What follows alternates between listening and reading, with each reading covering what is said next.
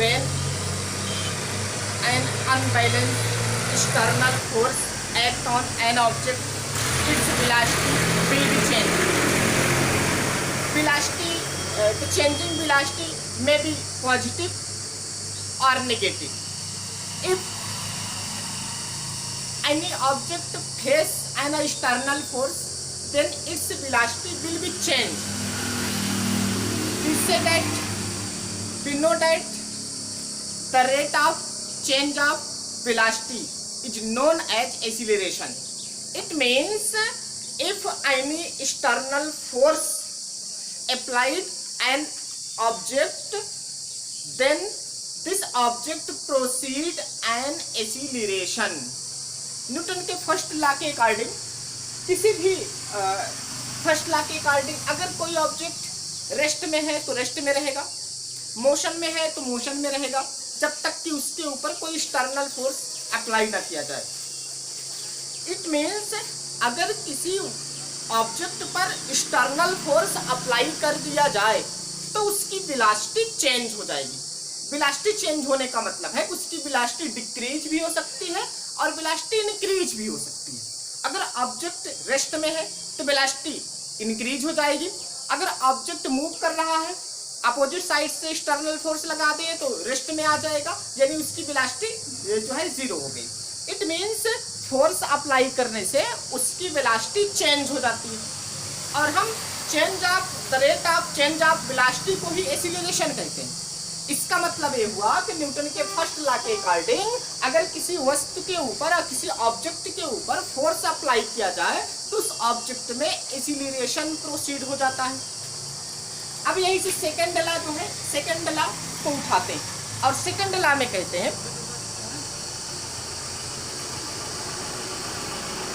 If any object face an external force then they proceed an acceleration. This acceleration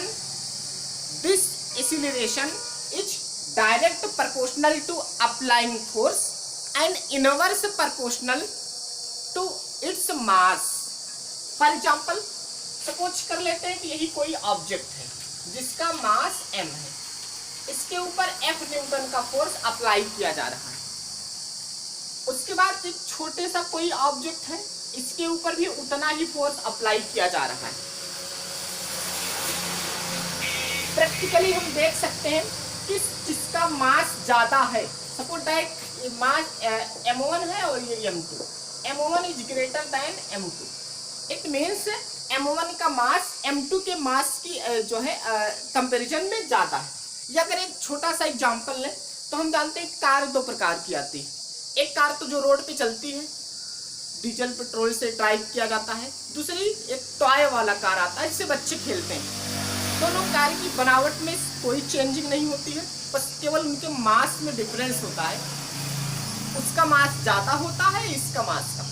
अगर हमको suppose कर लेते हैं कि 100 न्यूटन का फोर्स रियल वाले कार पर अप्लाई करना है, अगर हम 100 न्यूटन का फोर्स रियल वाले कार पर अप्लाई करें तो मे भी पॉसिबल दैट कार बहुत स्लोली आगे बढ़ पाएगा।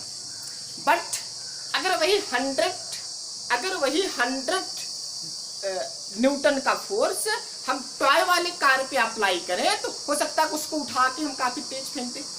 जब वो ज्यादा तेज जाएगा तो इसका मतलब है कि उसमें एक्सीलरेशन ज्यादा है, और स्लो गया तो इसका मतलब है कि उसमें एक्सीलरेशन कम है।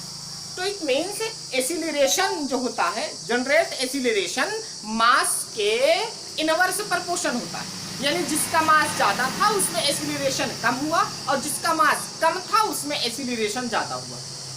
दूसरी तरफ मान लेते हैं वही रियल वाला कार मूव करता हुआ आ रहा है और हमें फ्रंट से फोर्स लगा के उसको रोकनी है, तो हमको कितना फोर्स लगाना पड़ेगा। दूसरी बात, टॉय वाला कार आ रहा है और फ्रंट से हमको सामने से फेस से उसके फोर्स लगा करके उसको स्टॉप करना है, तो छोटा थोड़ा सा हैंड लगा देंगे फिर भी वो स्टॉप हो जाएगा। इससे ये पता चलता है कि वो किसी भी ऑब्जेक्ट के सिचुएशन में चेंजिंग लाने के लिए अप्लाइंग फोर्स उसके एक्सीलरेशन के प्रोपोर्शनल होता है, यानी जिसमें एक्सीलरेशन ज़्यादा था उसको स्टे करने के लिए ज्यादा फोर्स लगाना पड़ा, और जिसका एक्सीलरेशन कम था उसको स्टे करने के लिए कम फोर्स की रिक्वायरमेंट हुई। तो यही न्यूटन का सेकेंड लॉ यही कहता है। The second law of motion state that if we apply an external force of an object, then this object proceed acceleration. This acceleration is direct proportional to force and inverse proportional to its object. For example, m मास का कोई object है जिस पर हम f Newton का force apply कर रहे हैं। जब f न्यूटन का एक्सटर्नल फोर्स अप्लाई करेंगे तो इसमें एक्सीलरेशन जनरेट हो जाएगी। तो डेफिनेशन वीडियो पास करके नोट करिएगा। न्यूटन से second law state that when we applied an external force of an object then they proceed an acceleration. This acceleration is direct proportional to applying force and inverse proportional to its mass. Like as suppose that m mass पर f Newton का force apply कर रहे हैं जिससे acceleration generate हो रहा है। अब ये proceeding acceleration A is direct proportional to applying force and A is inverse proportional to its mass. Question number 2। अब यहाँ लिखते हैं combining equation number 1 and equation number 2। इन्हीं दोनों को अगर एक साथ मिलाएं तो हम इसको इस तरह से लिखते हैं a is proportional to f by m। It means acceleration is direct proportional to force and acceleration is inverse proportional to its mass. So by 1 अगर क्रॉस मल्टीप्लाई करें f is direct proportional to m into a। इसे एक statement और निकल करके आता है, force is a direct proportional to mass to the product of mass and acceleration.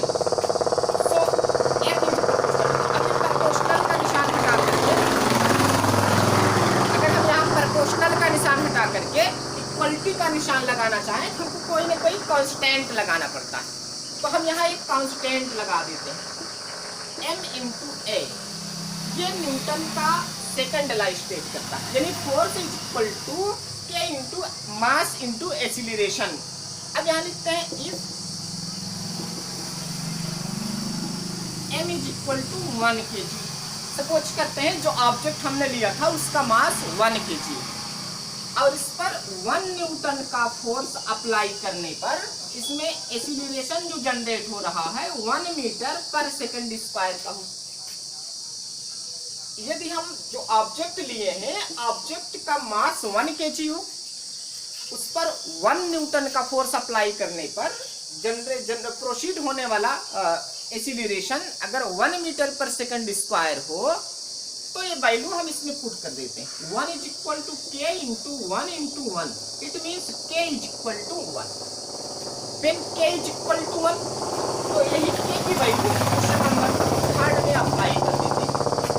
Then f is equal to 1 into m into a। f is equal to m into a।